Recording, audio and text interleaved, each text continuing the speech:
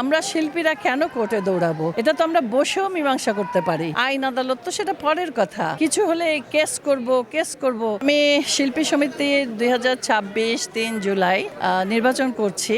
Vote হবে 3 জুলাই। তো আরমান মুক্তি প্যানেল থেকে আমি জয়েন্ট সেক্রেটারি। তো দোয়া করবেন আপনারা যাতে পাশ করতে পারি, পাশ করে যাতে সমিতিতে শিল্পীদের হয়ে কথা বলতে পারি, কাজ করতে পারি। কারণ এখন আমাদের যেই বয়স, এইখানে আসার শিল্পী সমিতিতে এসে দুটো কথা বলার সময় হয়েছে। এই আর ওরা গিয়েছিল বাসায়, রাগামি করেছি সমিতিতে, অনেকদিন ছিলাম, মাঝখানে কিছুদিন করিনি। তখন পরিবেশটা কেমন যেন মনে হয়েছিল যে নির্বাচনী পরিবেশ।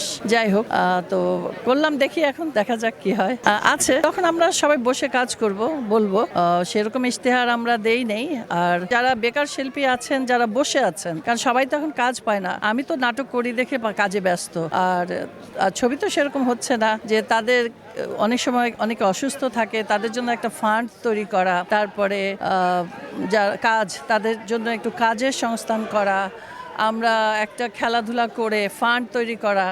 যে আমাদের এখানে কমেডিয়ান আছে, বাদল ভাই আছে, চিকন আলী আছে, অনেকেই আমরা শো করব।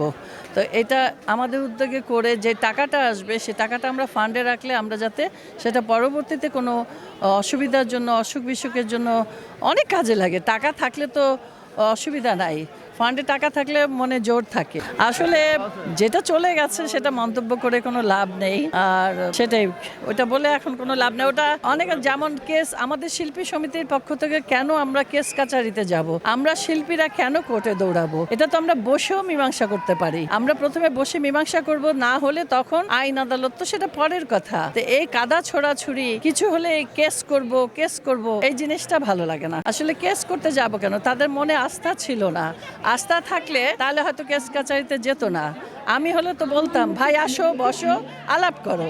তারপরে আলাপ করলে অনেক কিছু সমাধান হয়ে যায়, কেস কাচারিতে যেতে হয় না। এখন তো অনেকে নেই, কি বলবো, যেমন মৌসুমী নেই, তারপর ওরা বিদেশে, শাবনূর নেই, তারপরে নাসিমা আপাও নেই, আরও অনেকে সিনিয়র যারা আছেন তাদের সবাইকেই মিস করি। কারণ একটাই দিন থাকে আমাদের, বিশেষ করে নির্বাচন, তখন সবার সাথে দেখা হয়, সিনিয়রদের সাথে, আর দেখা হয় পিকনিকে।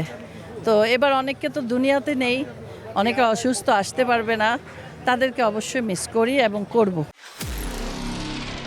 নিরপেক্ষ, সত্য প্রকাশে আপোষহীন।